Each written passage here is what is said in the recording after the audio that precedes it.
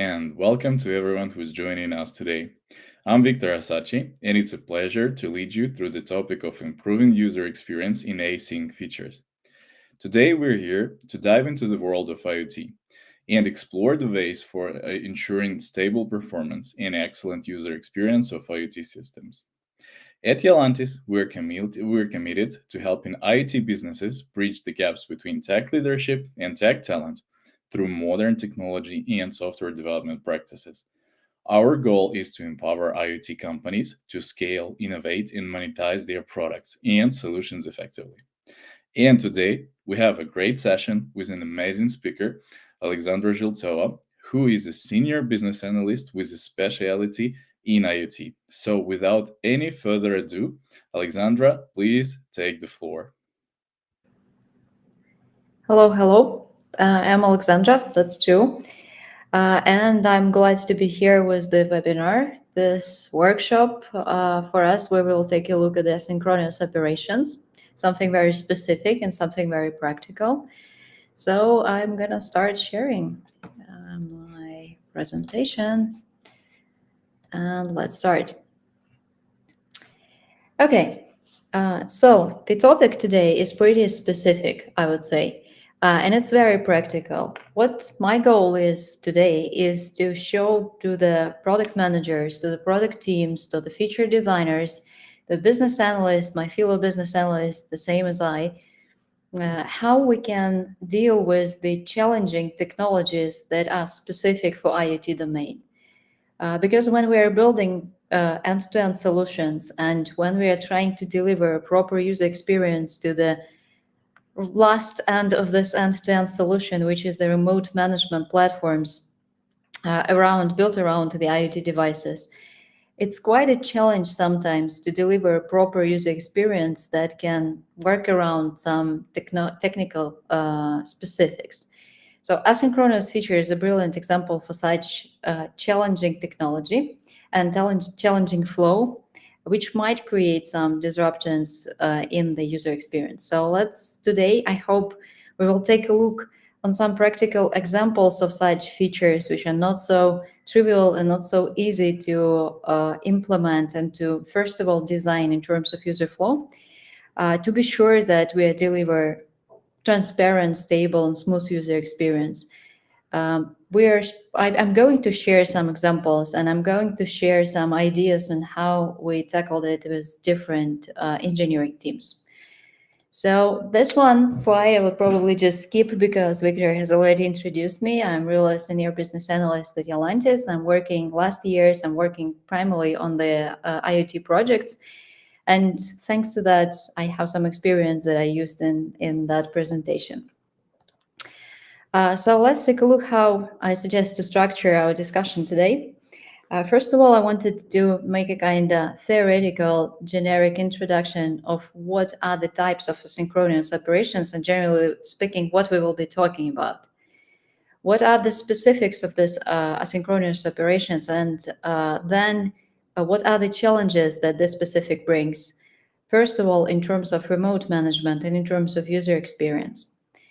Then, as I mentioned, I really wanted to make it very practical workshop. So I'm not going to go high level. I just wanted to show three very typical, very familiar features that usually pose some challenges in terms of feature designing, and show what can be done from different perspectives, from embedded teams, from the remote management teams, and even share some mock-ups how it might look like.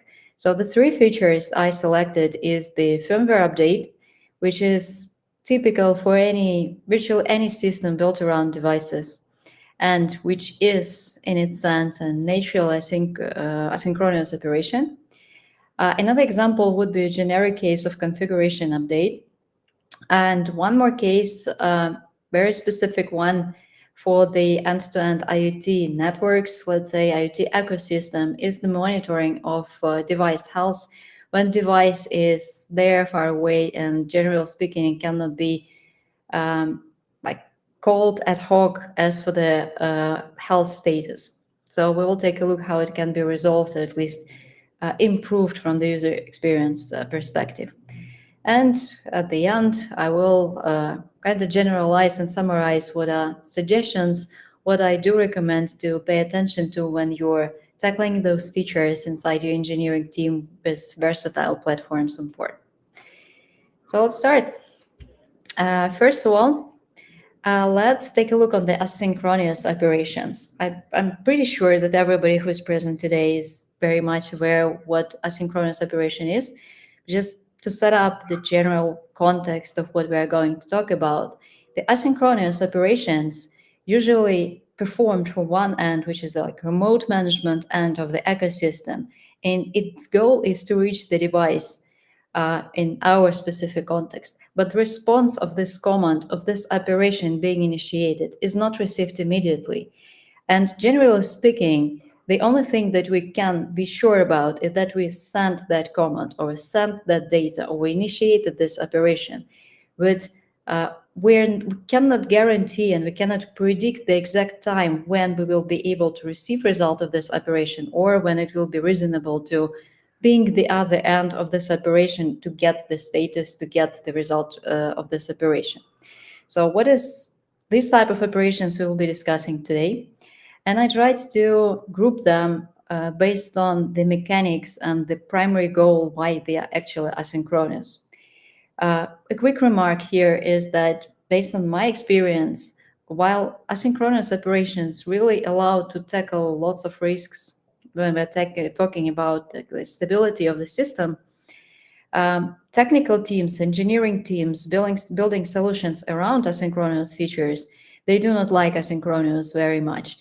First of all, because of this like disrupted nature, and also because asynchronous operations usually involve one or several intermediate parties that participate in the whole flow, which makes the operation technically more complex and which makes it very not transparent. So let's take a look on the types of this asynchronous operation. So there are operations which are asynchronous by the very nature. The biggest example here is firmware update. Like a device is to be rebooted at the end. Device is virtually reborn at the end of this operation. It wakes up or it does not wake up as the result. Such operations cannot be rebuilt in synchronous manner, whatever we like to do. They are asynchronous by nature.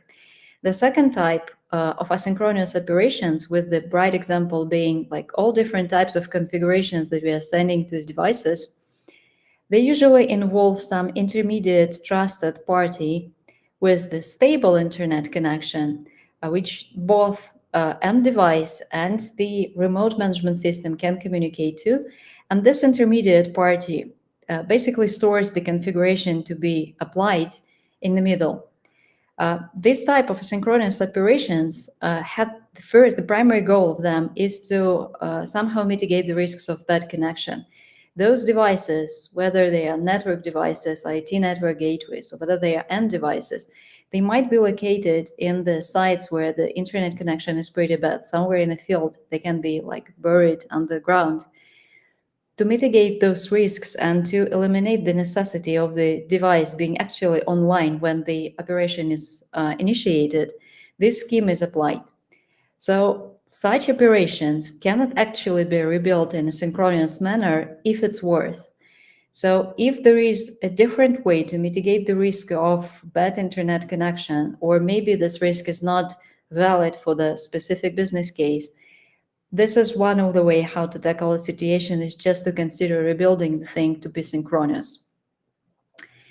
If it's not the case, when we're talking about some vast IoT deployments in some hard to access, like not so favorable in terms of connection coverage areas, still this operation most likely will remain asynchronous.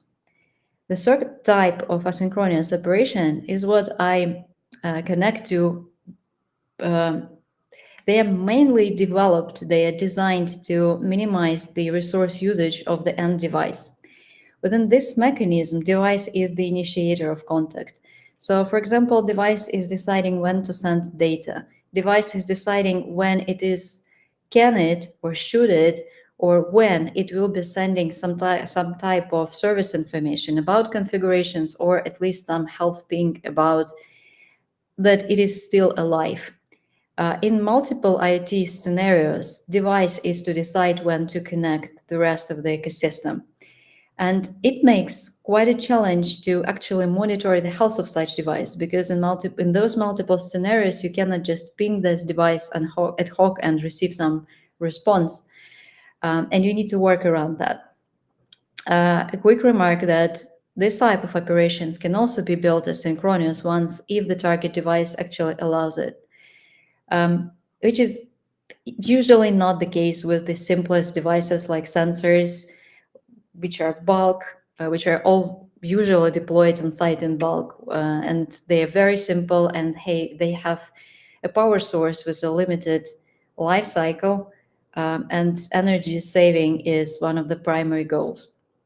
So we will take a look how we can deal with the situation when device actually returns virtually nothing about how it feels. Um, also wanted to provide a kind of visualization of what I just described and not described at the other end. What are those potential schemes, potential architectures, potential flows, technical flows, which might generate the asynchronous operation? So the first, the upper branch, is the typical operation via the intermediate party. This intermediate party might be an IoT device management platform, such as AWS IoT Core, for example, and many others. In this scheme, the remote management communicates with this intermediate party and never communicates with the device directly. The second scenario is when a remote management system still is capable of communicating with the device directly. It still might be an asynchronous operation, though, as with the firmware update, for example. And the third branch, probably the longest one, is when you have several intermediate parties. Not all of them are presented here on this scheme. But the idea is that you potentially communicate with the end device via another device, via a network device. Both devices might have bad internet connection. That might be additional intermediate party, like some IoT device management platform as well. So this is probably the longest and the most challenging flow of getting end-to-end information. So let's take a look on how those operations can be tackled. But first of all, let's take a look on just try to summarize and verbalize what are those challenges, why we're like dedicating that special attention to the asynchronous operation. So from the remote management point of view, we are those guys who are sitting at the other end of the whole ecosystem, and everything is pretty remote and not achieved directly from our perspective. It's not visible, even physically, it's not visible. You cannot check the device state, generally speaking, in this type of deployments. So, what are the technical and user experience challenges? The operation status, once it's been started, is generally speaking unclear in a given moment. So, we can be sure that we initiated the operation, but until we receive at least some kind of result, we cannot be sure what is the operation status. Is it already picked up by the device? Is it already being implemented? Maybe device died as the result of this operation, and its silence means that the operation is actually completed, and it's completed with some failure. So that's quite a challenge. User basically needs to wait, and this unpredictable time frame between the operation actually was initiated and when we expect to get the result doesn't make this situation any better. So another problem is that asynchronous operations quite frequently, as we saw, involve intermediate parties. And those intermediate parties and their mechanics of tackling the operation further might not be directly under control of the remote system. They might be unclear. They might apply some own, for example, retry policies once their step of the operation fails. While the general operation is not failed, but they are still doing something to at least to resolve their step further. It would be great to have visibility, or at least understanding of all those mechanics on the way, how the operation is performed. Another problem, and biggest problem probably, is with the results of this operation. So sometimes operation results are unclear. Is the fact that device is back online a sign of successful, for example, firmware update? Does it still does it have the same firmware version that it had before? Will it have, or it already has a new one? Does it have the same configuration, or is it already a new one? This There are some operation results which, in the simplest possible design, let's say, do not provide any information for the user, and user has to assume that the operation was successful, for example. If the operation still failed, and we managed to report this and like detect this fail and report this fail, in the asynchronous operations, especially those which involve different intermediate parties, it's frequently very hard to analyze and to provide additional information about what exactly failed and that long chain of steps that we performed. And we need to be sure that at each step we receive enough information to be able to provide that visibility to the user. But for the user, we need to remember that just in such a complex deployments as IoT deployments are, frequently very complex, especially when multiple parties are involved to make the system more stable. It is not enough to just report that the operation failed. We need to provide additional information that would help the administrator of this deployment actually heal the situation. So figure out what should be changed in order the operation to be successful.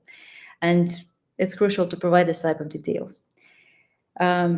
All those challenges might result in an unclear user experience that do not provide enough information for the users to actually do what they need to do.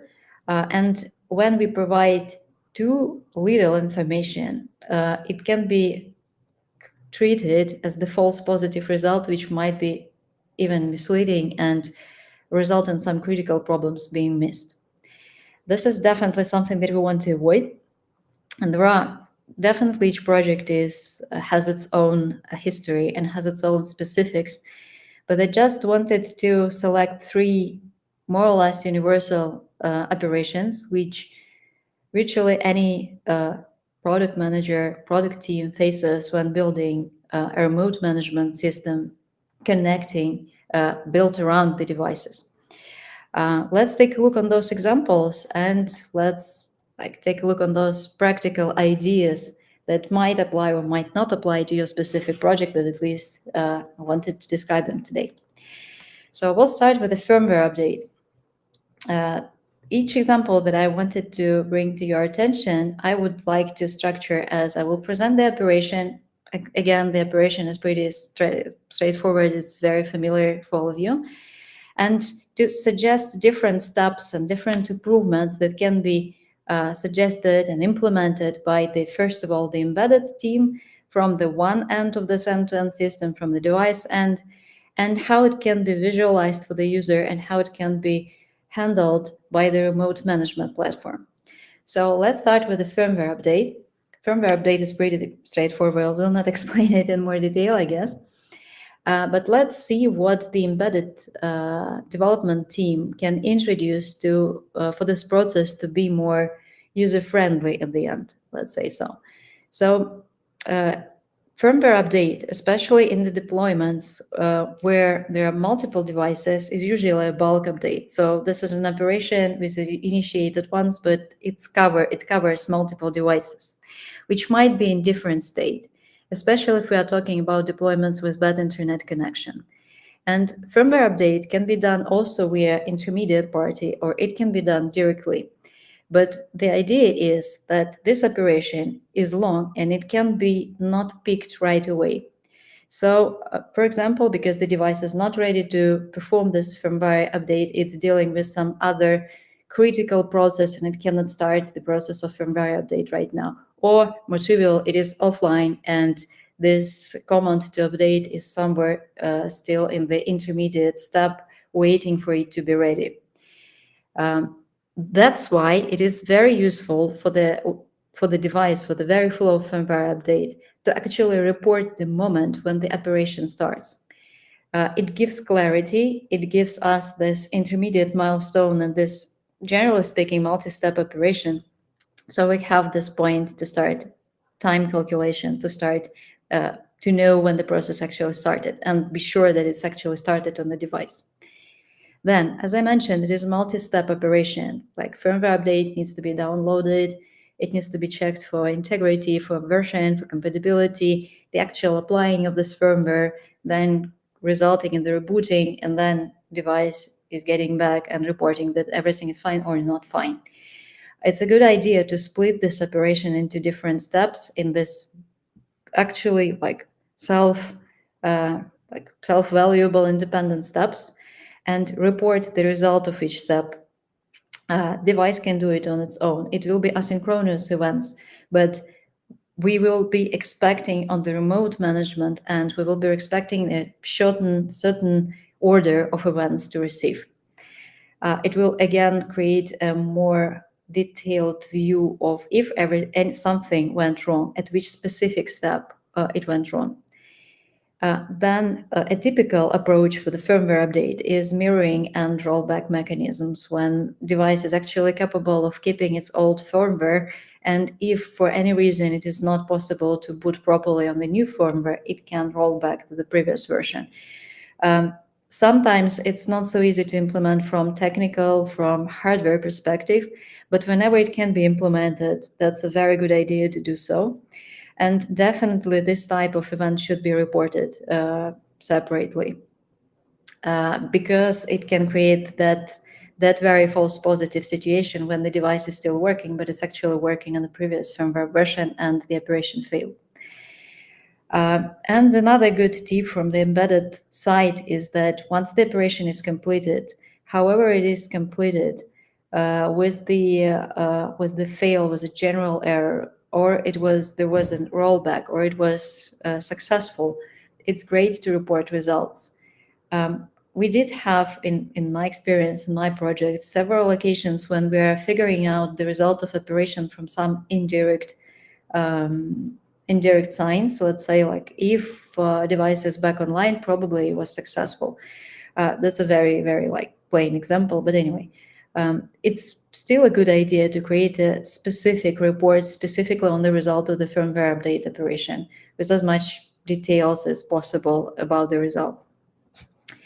This is something which embedded team is available, and if the project is ready to revise how the firmware side performs, this is a good idea to discuss with them. Secondly, we have our remote platform side and some ideas on how it might be organized for the user. Just sharing some ideas from my projects when we're experimenting with different user flows and with different UI components, how it can be organized to be both not overcomplicated, but at the same time be structured and provide enough information, especially in the case when something went wrong. So what we ended up with is the operation center for the firmware update, where each firmware update operation, which is theoretically applied to multiple devices, is presented as a separate section. So this is an operation that was started by somebody. It started at some specific time. It included some specific scope in terms of what devices were affected by this operation. And in Operation Center, we can collect all those information which we are able to get from the intermediate wrappers from the devices. We can bring together the statuses. If we have some intermediate statuses, it's even better. If we have some intermediate timestamps, like, for example, when the operation was actually started on a device, it's even better. If we have some details about the errors, this is a good place to put them. Now, when the Operation Center is organized, it might have its own internal alerting system. Like the whole application, the whole remote management platform might include some in-app notifications, alerts for the users, especially when something went wrong. But usually it's not enough, especially for critical updates. Like on one of my projects, these updates were related to the network equipment.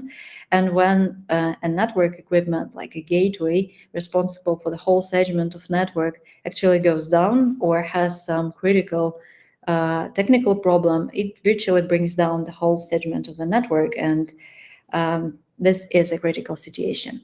That's why it's a good idea still to have some communication via an external channel with the users, which might be, for example, emails. We also played a lot in terms of when to actually send those emails, giving that different devices within a batch that is being firmware updated might have different statuses. Some of them can be offline, and it can be offline for days. When to send those reports? So we ended up giving up any guessing or being tied to some type of events that actually happen, but instead implement some hard-coded schedule of sending this type of emails based on the analysis of our ecosystem that we have at hand. So for example, if we are sure that all healthy online devices will be updated within like 5 minutes the maximum, this is a good point where to send the first report with the first results of the update, giving this full details of who was updated and who's not. Then another suggestion is, if not everybody was updated, a second report might be sent in some fixed period of time, again selected based on the specifics of these deployments. It may be 1 hour, for example, with the intermediate operation results. If again in that second report there was somebody who was not updated and its status was not clear yet, we might say a final report saying that in 24 hours, for example, if some gateway still didn't achieve either failed state or successful state in terms of firmware update, uh, it anyway is a very unpleasant situation, and it's something that we want to report as the final situation, and we think that without help, this specific device will not be updated. Just like one idea on how to organize that reporting. Let's proceed to the second feature. I will be describing all those three features in the very same manner. So the second feature is configuration update. Configuration update is virtually always done via intermediate party when we want to mitigate the risk of bad internet connection. These configurations might be very different. So it might be some configuration of the network architecture. It might be some joining instructions. It might be some credentials for sending data. It might be actually the network configuration of how to connect to the internet, some Wi-Fi credentials, for example, or some specific IP configurations to use. So this type of configuration is, as I mentioned, typically reaches devices in asynchronous flow via some intermediate party, which is usually the IoT device management platform. How we can improve the visibility and like trackability of this type of operation? From the embedded side, an overall good practice, which is virtually implemented probably everywhere, is when after any change in a specific set of configuration, device reports back this full consistent part of configuration, indicating that it's either applied the change or it was unable to apply it. It's a good idea to include reports on like log of errors to such type of like configuration reporting after the change, specifying what exactly was not right if something was not right. So if some field is not supported, for example, because of missynchronization of versions or validation rules failed, it's great to indicate the specific field and specific reason. It helps a lot for the user and for the user experience. For some critical portions of configuration, it's still worth considering the rollback mechanism, same as for the firmware update.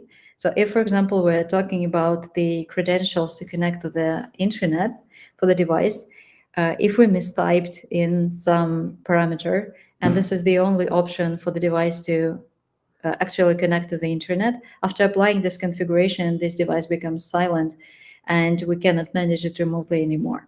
So this is a critical configuration, and rollback would be highly appreciated. And definitely, if still team, like embedded team and the product team considers that it's possible to implement rollback, such events should be definitely reported back. How it can be displayed, how it can be provided, visualized for the user.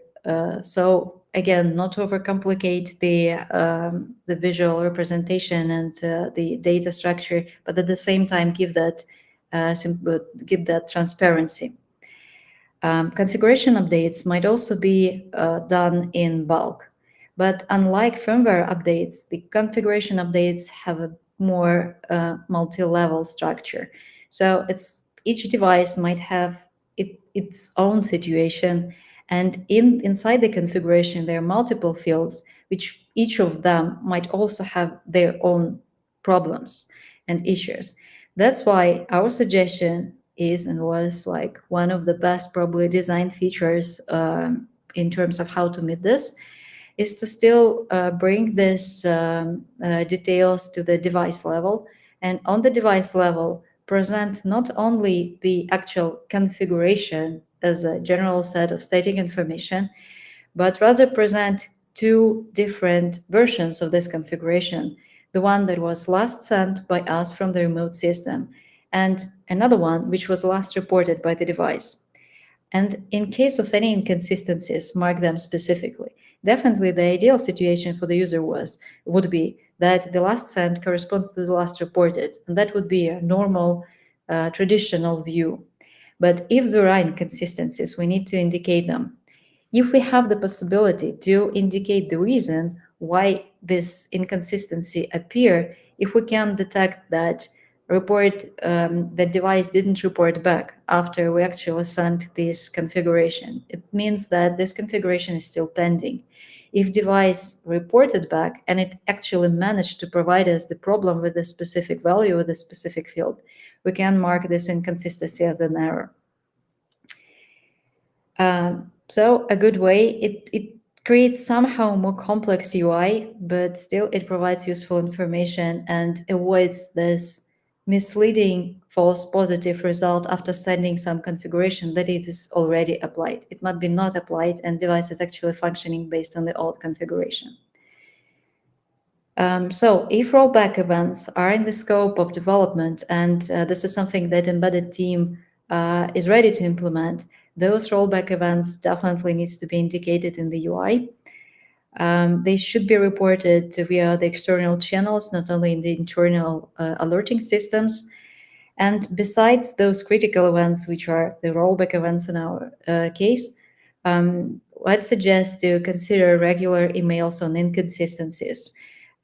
This schedule might be adjusted based on the project needs or specific user needs, but having this reports as a summary of all the inconsistencies across the device fleet might be helpful to minimize the scope and focus attention of the administrators of the IoT deployment of what is the potential problematic area. Um, yeah, and the third feature that I wanted to show you today is the most tricky one, probably. This is a monitoring of the end device health, and this is a very specific one. So for this one, I will be talking mostly on the IoT deployments with the end devices being dump sensors, those which are which have very limited resources, which have very limited computational power, those which are very many. So, and in this case, it's just unreasonable for each and any device send regular health reports, at least some pings that is still alive. In multiple IoT scenarios, devices just do not do that. They're sending data. They might be configured to send data regularly as well, but they might also be configured to send data only once some threshold value is exceeded, and thus there is some ambiguity in how to treat the fact that device is silent for a long time. How we can provide, how we can try to improve user experience and improve the overall visibility in each step of this long flow when we are having our remote system, we have potentially some intermediate party, we have the network equipment, the IoT network equipment, and only after that we have the end devices. which are deciding on their own whether they would like to talk to us or not. So if we have the chance to discuss with the specific end device engineering team on how the firmware, the end device firmware is built, the suggestion would be to send, if not regular, but at least the critical pre-fault events, something that device can detect beforehand. The most trivial thing just to ping when the battery is very low. So drops under 5%, just send this one report to us so we know that this device potential will die eventually. If device is more complex, it might send a dying gasp. This is a bit different mechanism because it suggests that the device is a bit smarter and it has a reserve, a backup power source, and maybe some backup logic, which is capable of working once the main device is shut off. Usually, this logic and this power backup is not used during the normal functioning of the device. But once some unexpected disruption happens, our solar battery died, or our power cable got cut, we have this backup battery, for example, to send this last dying gasp and inform the ecosystem, timely inform the ecosystem that something happened. And the third idea that might be suggested that if end device is still configured in a way that it sends data on regular intervals, when once rebooting or once joining the network, it might report this service information informing from one end to another and the whole ecosystem on the expected reporting interval. We might use this knowledge in our remote management system to track those those missed reporting points, and be able to quite soon indicate that the device has some problems. How it might be decorated, let's say, how it might be presented to the users in terms of the platform. So if the development of end device firmware allows sending some critical events, they definitely should be processed. Based on the context of these critical events, it definitely must be some kind of notification to the user. It might be a report. It might be a specific view for potential problems across the end device deployment. If we are not able, or as an addition to, but mostly if we are not able to get the exact indication from the device when something is wrong, and having in mind that some problems, sometimes device just switch off and without any low battery, they just break. What is suggested is to build the layered device visibility statistics across the whole set of end devices, which might be very many. Present the percentage and details if they're needed of devices not seen, like never seen, not seen for the last 7 days, 24 hours, for the last hour. Definitely this like milestones, this layer levels, these levels might be adjusted to the specific business case. But at least we are helping users, we're helping our administrators of this deployment to focus their attention on the devices which seem unnaturally silent, let's say. This statistics definitely can be might have more or less levels, layers based on the specific of actual project. Some alerts might be generated based on the statistics. So for deployments where like hundreds and thousands of sensors are somewhere over there in the field, usually there are some norms of the acceptable level of device failure. So for example, if 80% of end device work, the case is still comprehensive, the data is still valid, and we can rely on it. If it drops like below 80%, for example, we need to deal with it. We need to find those devices, probably just get our shovel and go to the field and dig up that sensor and replace it.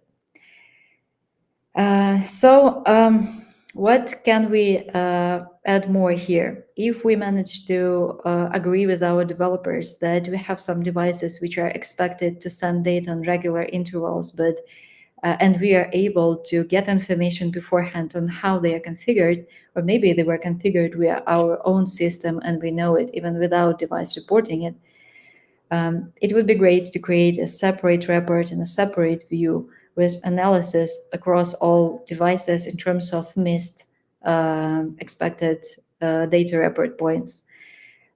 Some rules might be developed because, again, sensors are usually working with, like typically working with the condition of bad internet, and some reports might be missed. But again, some layered approach can be suggested. So, like devices which missed one report, two reports, more than three reports, for example. So another idea on how to build a feature on top, like the user-friendly feature on top of such scarce or untransparent uh, technical flow. So that's it for the features. Maybe a bit of a summary from my side.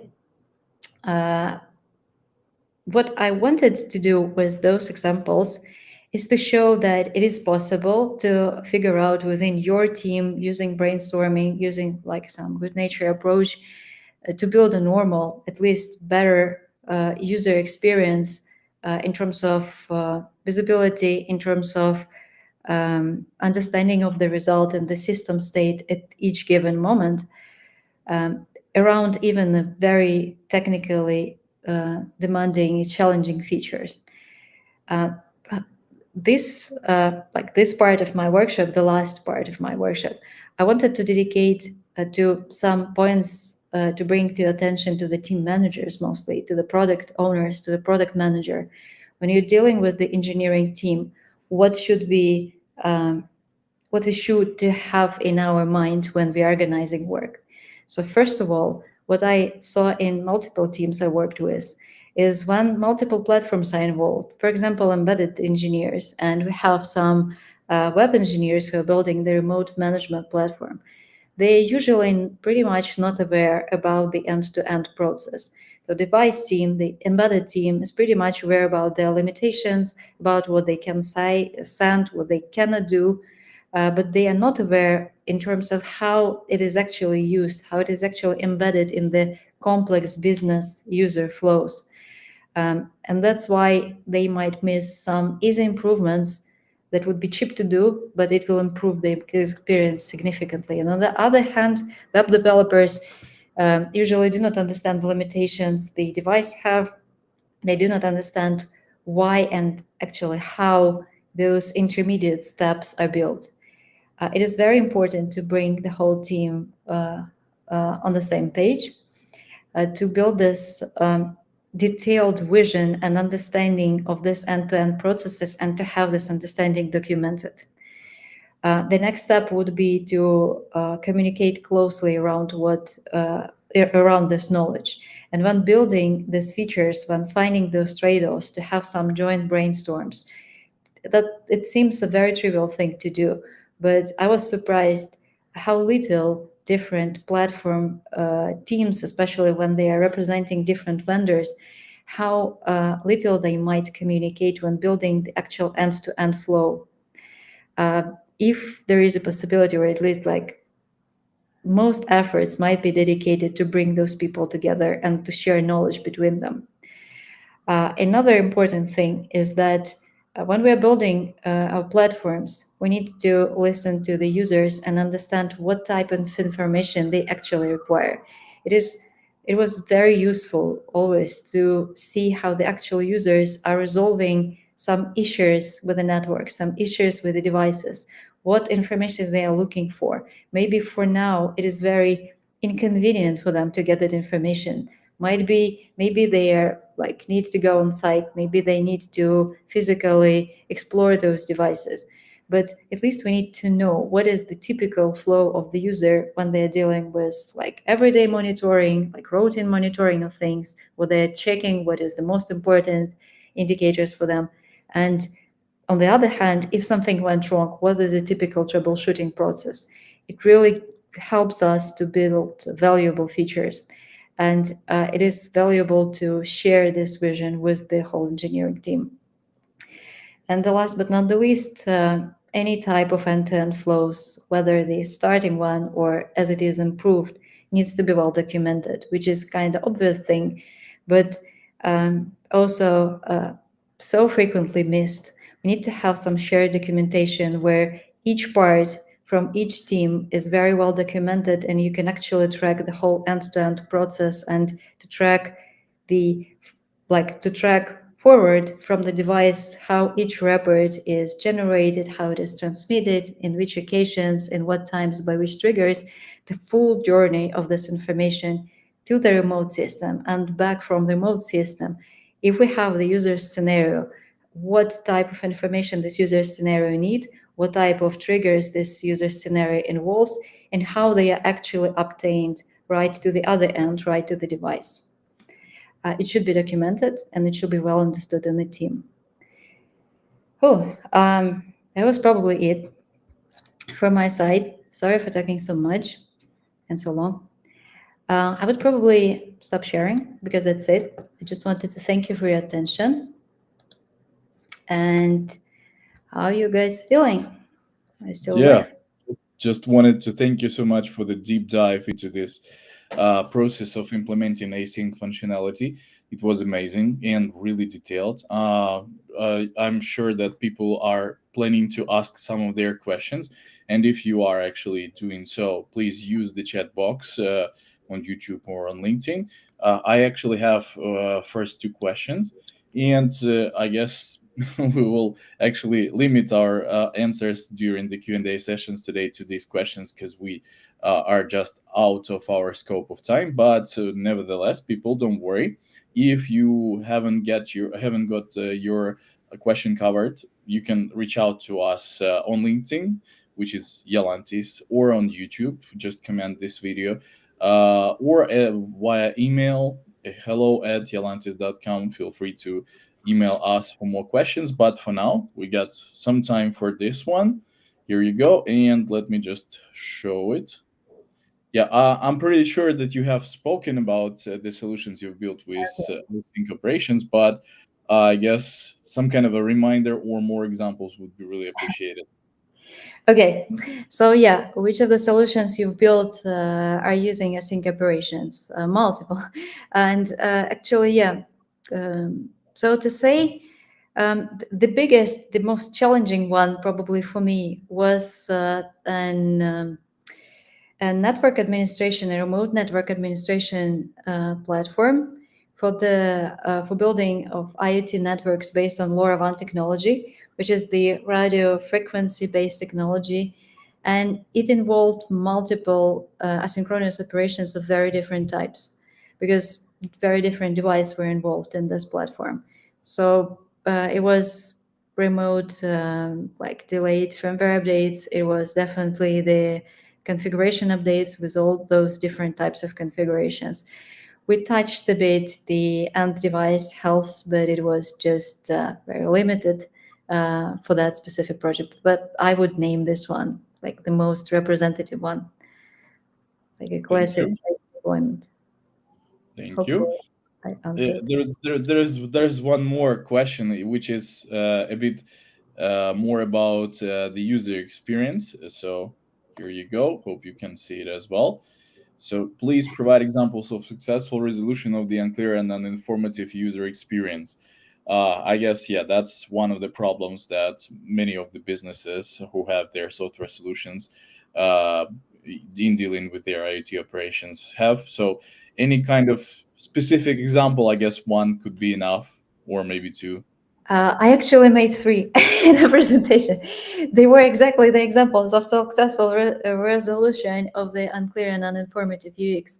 So maybe just one example. In one of my projects, the operation of configuration update in the early versions was very unclear.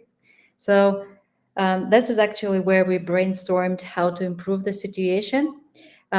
So we were dealing with the remote devices, and it was this classical update with the intermediate party, which in our case was the AWS IT core. and we were sending the configuration updates to our devices. In the early versions, like team usually is not willing to spend additional efforts, additional time and budget on building the 100% user-friendly features. And we ended up with just fixing on the remote management platform and the configuration that we sent, and that was it. It created quite a confusion with the users when the real live devices were actually delaying and picking up this configuration. We're actually offline. We're refusing to get that configuration mostly because of in our case, because of the inconsistencies in the versions of the firmware, which was not supported anymore. It was too old, or it was just from a different branch, and this configuration was sent due to the user mistake. So it created quite of unclarity, and that was when we brought up this idea of putting different states of configuration and actually tracking any type of inconsistencies. That's just one example, but as I mentioned, all three big examples of the features that I made is a kind of combination, potpourri of all those successful resolutions that we had generated with different teams.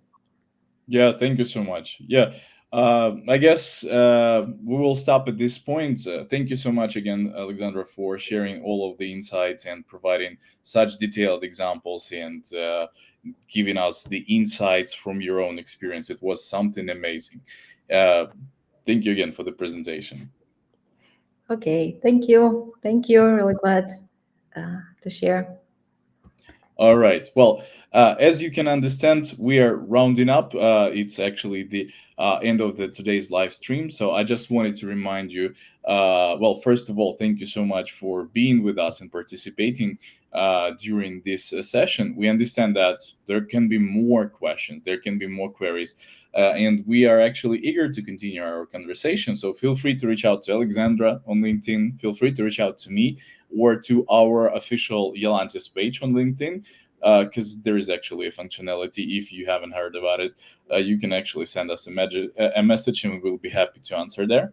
Also, feel free to reach out to our website for finding more cool insights on IoT, on predictive maintenance, on network management, and so many other topics that are IoT related, sustainability related, and more than that, technology related.